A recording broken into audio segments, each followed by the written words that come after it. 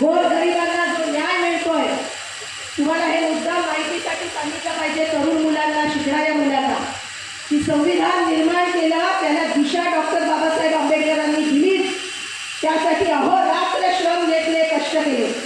पण त्या संविधान सभेमध्ये जे जे जाणते लोक होते त्याच्यामध्ये विविध समाजाचे लोक होते. त्यामध्ये मुस्लिम होते, शीख होते, जैन होते, त्याच्यामध्ये आदिवासी होते, त्याच्यामध्ये दलित बांधव होते. आणि आदिवासी समाजाने अभिमानाने ज्यांचं नाव घेतलं पाहिजे ते डॉक्टर जयपाल मुंडा हे त्या संविधान सभेचे सदस्य होते. आणि आदिवासींची बाजू त्यांनी एकदम कणखरपणे जोरात तिथे लावून धरलेली. तेव्हा आदिवासींचा आवाज तेव्हाही तिथे उमटत होता. आज आदिवासींचा आवाज उठवायला जे जे कोणी गेले त्यांना तोंड त्यांची बंद केली जातात. राष्ट्रपतीबाईंचं जे चाललेलं आहे ते या आदिवासी समाजाचे प्रतिनिधी म्हणून तिथे आहेत, त्यांची पण मुस्कटदाबी केली जाते आणि स्वातंत्र्य नाकारलं जातं. त्यामुळे छत्रपती शिवाजी महाराजांनी जे रयतेचं राज्य ही संकल्पना आणली, महात्मा फुलेंनी जे शिक्षण आपल्यासाठी खुलं केलं, आदिवासींसाठी, गोरगरिबांसाठी, दलितांसाठी, महिलांसाठी, त्यांचा विचार नाकारला जातोय. गांधीजींचा विचार नाकारला जातोय. डॉक्टर बाबासाहेब आंबेडकरांचं संविधान नाकारलं जात आहे. अशा सरकारला निवडून देऊन जमेल काय, हा सवाल माझा तुम्हाला. जमेल काय? त्यामुळे मोदींचा किती फोटो दिसू दे, किती पिशव्या वाटल्या जाऊ दे, किती पण उधळण करू दे पैशाची, त्या पैशाला भुलायचं नाही. आणि बाबासाहेबांनी जो मताचा अधिकार दिलाय तेव्हा आपण मान दिलाय, आपल्याला मान, आपला मान आहे तो.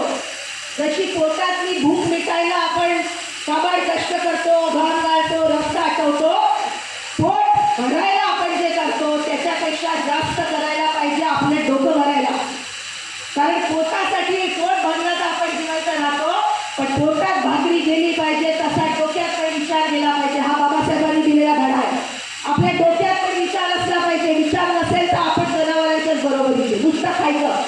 आपण नुसती खाणारी माणसं नाही, डोक्याने विचार करतो. आणि म्हणून या रायगड लोकसभा मतदारसंघामध्ये अजून एक विचार करायचा आहे. इथे भारतीय जनता पक्ष कमळाच्या तिकिटावर निवडणूक लढवणार नाही, पण भाजप बरोबर पळून गेलेले उमेदवार आहेत का नाही, लोकप्रतिनिधी आहेत का नाही. आपण गेल्या लोकसभा निवडणुकीमध्ये कोलाडला अशीच मोठी सभा घेतली होती, आठवण आहे, 5 वर्षापूर्वी.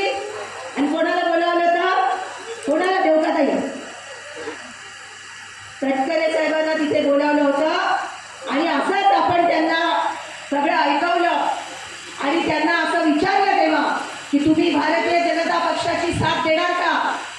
आणि तटकरे साहेबांनी एक एक शब्द माझ्या मागे बोलून शपथ घेतलेली आहे. त्याचा व्हिडिओ रेकॉर्डिंग पत्रकारांकडे असण्याची शक्यता आहे. मोहन तर होतेच त्यावेळेला. शब्द आणि शब्द माझ्या मागून बोलत शपथ घेतली आहे. आणि ही शपथ घेतली की मी कधीही भारतीय जनता पक्षाबरोबर हात मिळवणी करणार नाही. त्यांची ताकद वाढेल असं पाऊल उचलणार नाही. संविधान संपवणाऱ्या पक्षाला आणि शक्तीला कधी साथ देणार नाही. त्यांनी शपथ पाळली का हो? शपथ पाळली? मग तुमच्या मनात काय आहे? शपथ आपली मोडली, आदिवासी समाजाला दिलेली शपथ मोडली, संघटनेला दिलेली शपथ मोडली. याच्याबद्दल काय आहे? राग आहे का सोडून द्यायचा आहे? माफी काय आहे? आपल्याला राग येतो का नाही का आपण दिलेली शपथ, आपल्याला दिलेली शपथ मोडली? राग येतो. त्यांनी जरा हात वर करा, मला बघू द्या जरा किती लोकांना आपल्याला दिलेली शपथ मोडल्याचा राग येतो. ज्यांचा हात खाली आहे ते मला दिसतात वरून. आपल्याला सगळ्यांना राग आहे ना का आपली शपथ मोडली, आपला मान नाही राखला, आपला मान नाही राखला मतदार म्हणून, त्यांच्या पक्षाचा मान नाही राखला, त्यांच्या पक्षाचे एवढे वरिष्ठ वयस्कर नेते शरद पवार साहेब त्यांचा मान नाही राखला, संविधानाचा मान नाही राखला, तर पुन्हा आपला मान राखेल काय? याच्या पुढे आपल्याला कळलाय हा धडा की ते आपला मान राखणार नाहीत. त्यांना कशाचीच किंमत नाही, त्यांना मतदारांची किंमत नाही, त्यांना पक्षाची किंमत नाही, त्यांना संविधानाची किंमत नाही. त्यामुळे या निवडणुकीमध्ये तटकरे साहेबांना निवडून आणायचं. जरा आवाज येऊ द्या मला, मी काही सांगत नाहीये, तुम्ही सांगताय मला. तटकरे साहेबांना निवडून आणायचं हा आपल्या सभेचा निर्णय आहे.